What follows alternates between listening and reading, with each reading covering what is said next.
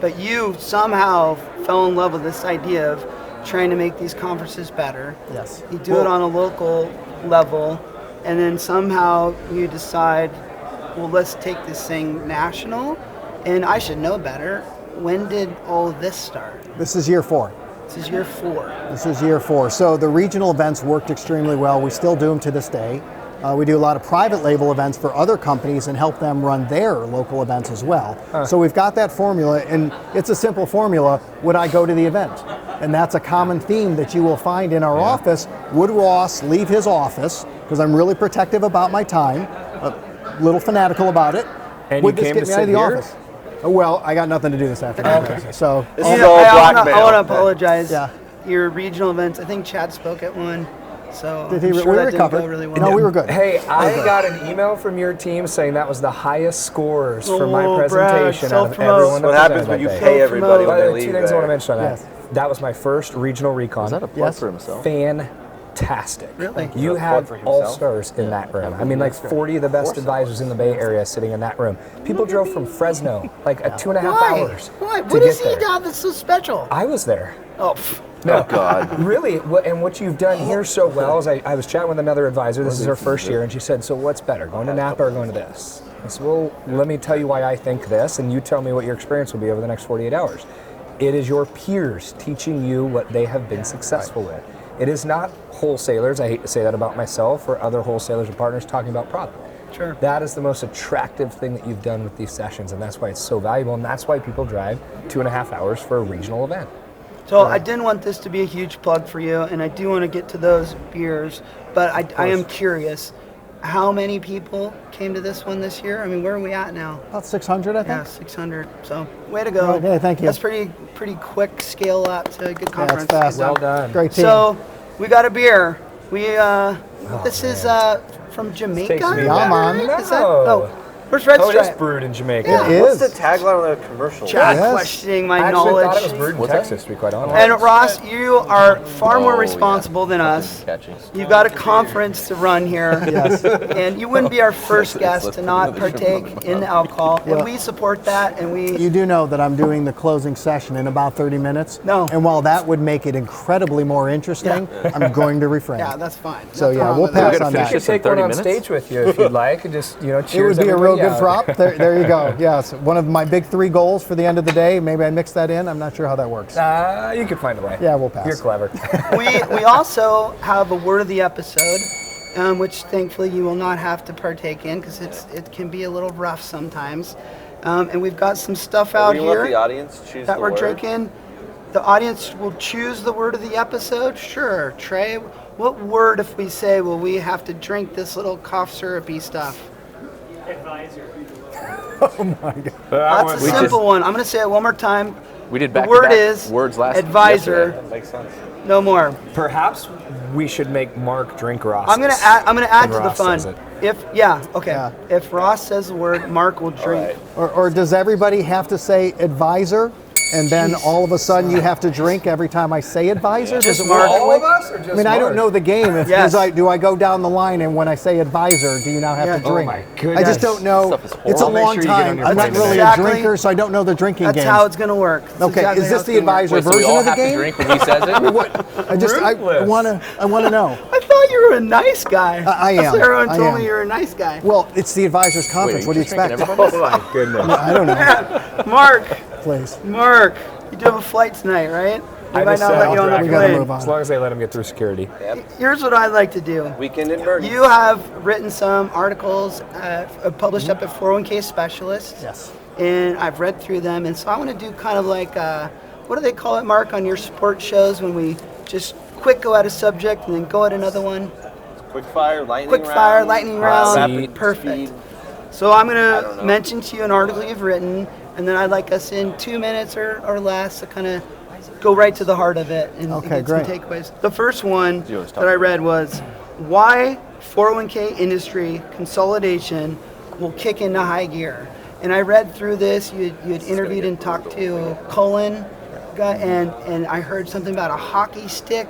And in 3 to 5 years, if advisors don't get their tech game on, their millennial facing stuff on, that they're going to face a tough a tough world. Is that something you still believe in?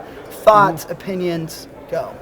I do. I think I love the advisor version of quickfire here, so I think that's impressive. What we talk about with the hockey stick is what we're required to do as advisors now is expanding, I think, almost exponentially. What we talked about yesterday in the opening session was being a 401k specialist is important because it's an expert type industry. We have to be we have to be super niche. It's not enough.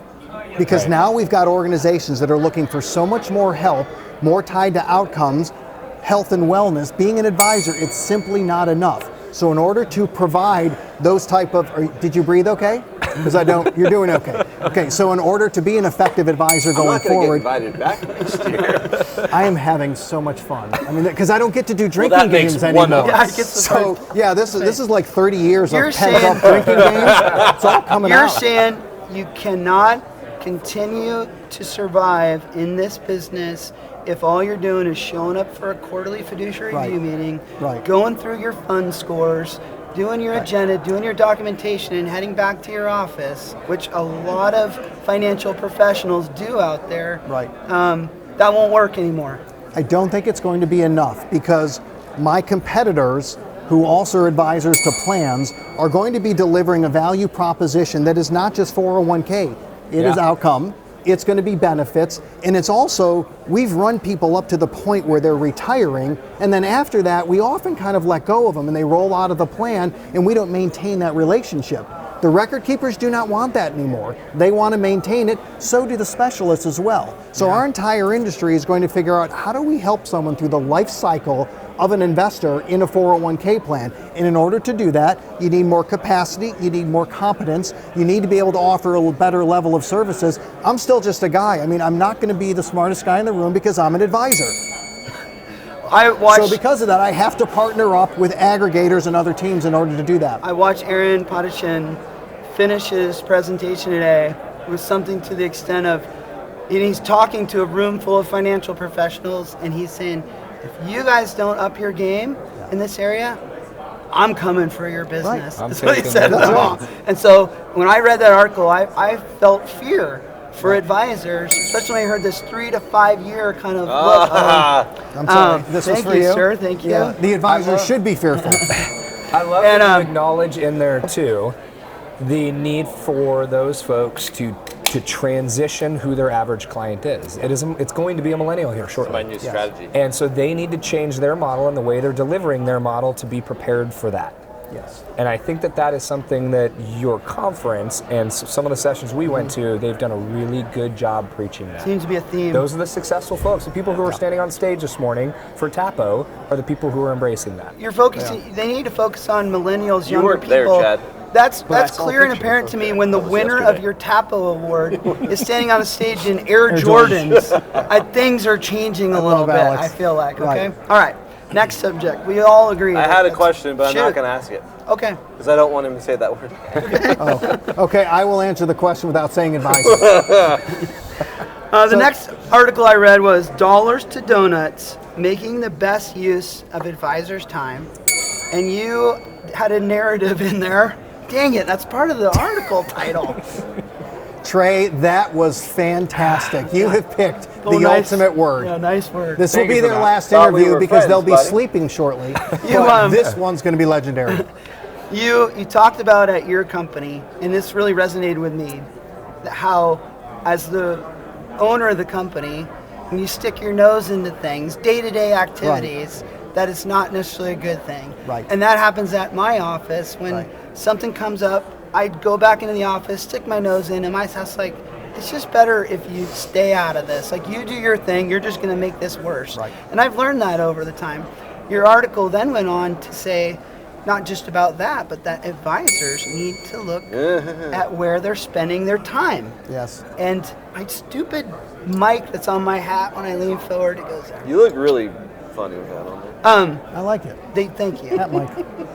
And so if they're spending their time in the wrong areas, paperwork, day-to-day stuff, office stuff, that's not really where their value is best served, right? They need to be out, in most cases we can discuss, out in the world, sharing their brand, sharing their value prop, selling, bringing on new clients.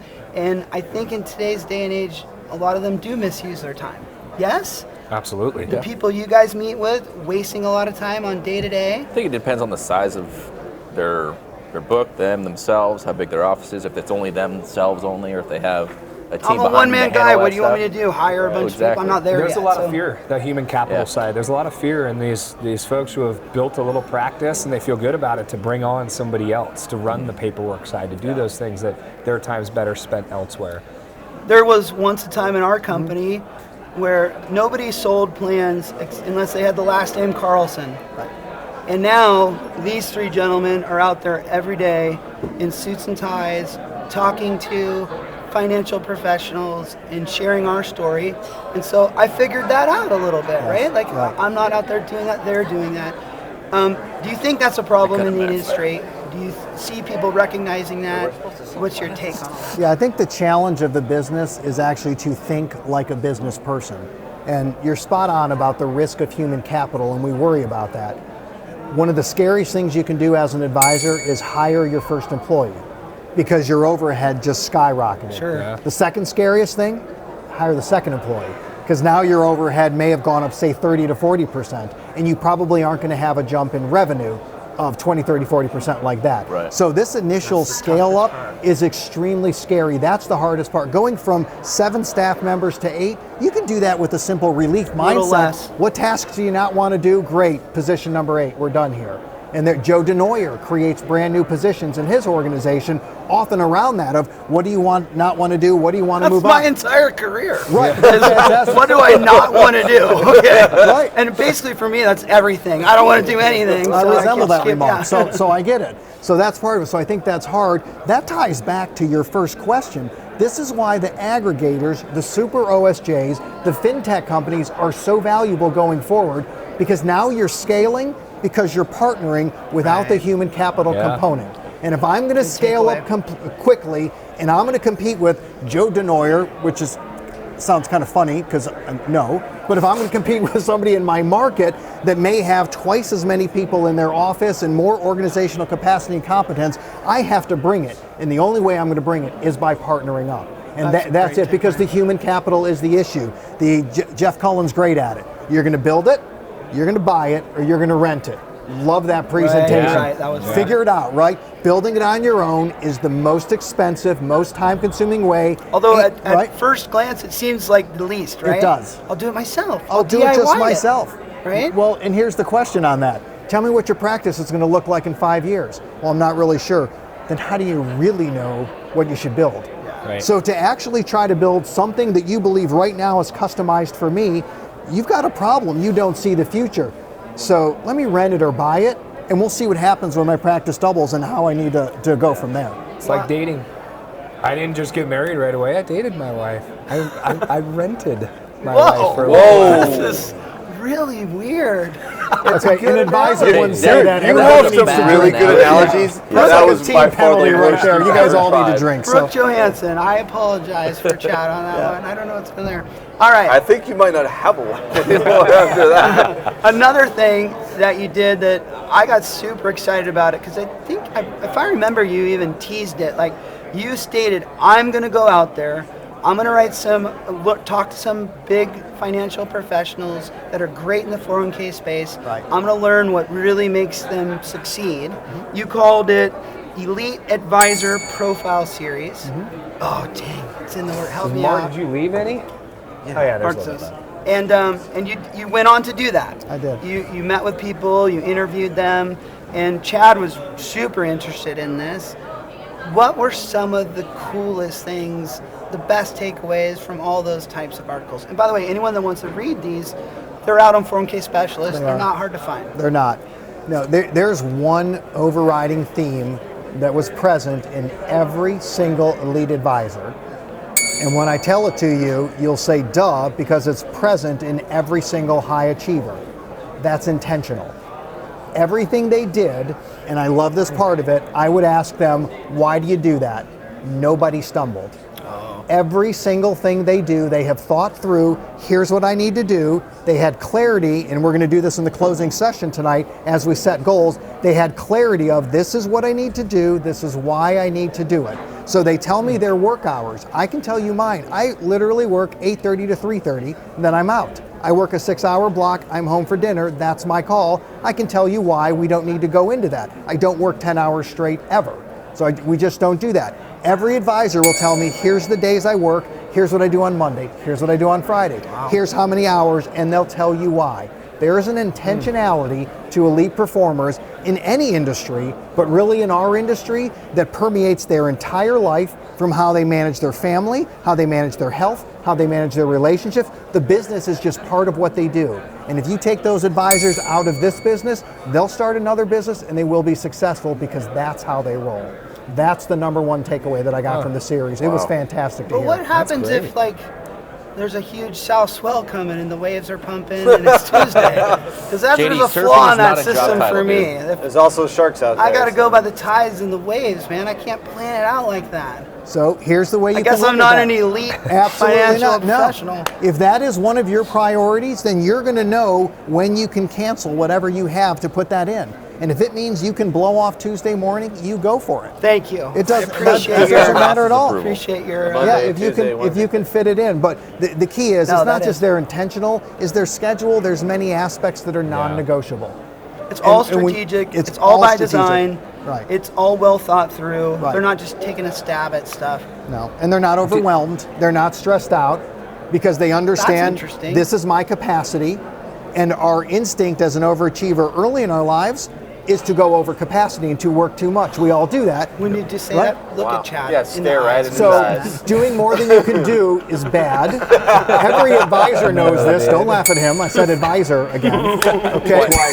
Okay. So over capacity is how we push ourselves. Then the other aspect is competence. We figure out how to get it done. So we do things that we don't always have the competence for. That's how you become successful. But once you achieve success, in order to really go to elite status, you have to understand, here's my capacity, here's my competence. Personally, relationally, organizationally, that's what the lead advisors know how to do. And as they build their organizations, they are not working 60, 70 hours a week, because they understand you work within your capacity and you nail it. And then you understand your competence, you get help where you need it, you build up your skills where you need it. But those are the two areas I can tell you next year at Recon, those are the two things I'm going to be Interesting. focusing on most. Organizational capacity, organizational competence, which also means personal capacity, personal competence. The elite advisors got that figured out. That's why they dominate their markets. You know what the lazy surfer takeaway from that is, and I like this, is that the way I interpret it is, you're saying, if you plan your time and do it efficiently, which is like we talked about that earlier article, that maybe then frees you up to not be so stressed out, do the things you like, and have a balanced life. Right. But I think a lot of humans in general, financial services people aside, maybe mismanage their time, and then anxiety and stress is the result of that. Right. Whereas if they would just plan it out a little bit better, right? Right. And they'd have a more balance, Right. and then equal more happiness. But I like that. You're telling me that these guys are pretty happy, guys, girls. They're liking what they do. Absolutely. They're not stressed out. Right. They're enjoying what they do, and that's all. That because they organization plan. gives them balance. There you go. Well, and guess it I could've is. said it in those And it three says date night with my wife or husband is on Friday. I do this with my kids here. I work out 3 times a week. Every single one of them has a health routine. Every single elite That's a really advisor good point. that I interview has a health routine. It is intentional, for the most part non-negotiable. This is how you actually do that in order for you to be elite. But that's what they have to do. And then when you get to that spot, you also realize I'm not the one who should do everything, and you end up putting space in your week where there's nothing to do. Now, you will never be bored, but you're going to block space on your calendar where there's nothing to do, and then you're going to do the things that tend to really move your business forward. That's the capacity Creative issue. stuff, Yeah, it's so hard for people who crank to actually have blocked time where they can be strategic and they can even just catch up on stuff. They're just chasing So their yeah, tail. you fill up your calendar all day long. You're going to run hard, you're going to burn out, and it's going to be a while before you understand it's actually your problem, because it's an accountability world that you really brought this on yourself. Well, and I you're did not it. winning the end game. You're less successful that Right. way. I'd be really curious to look at how their schedules lined up. Like, do they work a 6-hour day like you? Do they work an 8-hour day? Do they work a 9-hour day? What days do they do prospecting versus what days are they? I would be really interested to see what that average calendar looks like. I'm sure it varies, but then I'm going to start doing my They're own not little going to share that study. with you. They Yeah, will. I'm going to tell you they will, because I can tell you, here's what I do on Monday Can we see morning. yours? Yeah, of course. Oh, By Yeah. the way, Mark, Yeah. every successful person, not everyone, but most successful people love telling you how they do it. And they love to share. They love to help You've thought, people. It's you've like thought so Ross is. much, and you're so grateful that I figured out Monday morning is strategy until noon, and goal planning, hard block, right? No appointments then. Tuesday, Thursday, meet with clients. Those are all client meetings. Don't talk about recon because I'll get run off some rabbit trail Yeah, right sure. there. Wednesday is a flex day. Friday I stay home, I work out. You're so grateful that you've actually figured out a rhythm that helps you become productive. Of course you want to tell people. And it's not just look what I do. It's like, it's changed my life. Yeah. This is really great. And every one of those advisors, they were just as convicted of, here's how I roll. And that's how they're able to keep the balance, stay focused, and be as productive as they've been. I You I got love him the good. dynamic Yeah. between the two of you. Yeah. Because he very subtly lets the word of the episode out with no stopping, and you subtly grab your drink and go. It's like a good teamwork you guys Almost got every going time on he's right now. looking We're like at Mark. I'm Yin and enjoying yang, that part. yeah. We really are. Yeah. No, I'm telling you, 30 years of drinking games, I'm trying to catch up. This is really Ross, fun. this You is caught up, trust exactly me. why we wanted to have you on the couch. If I didn't say it earlier, you have a unique perspective because of what you focus on so much with these conferences, both regionally and nationally, having your own business and this good guy, ethos of trying to help people. I think that's really valuable to the advisors that watch this show to hear it from you.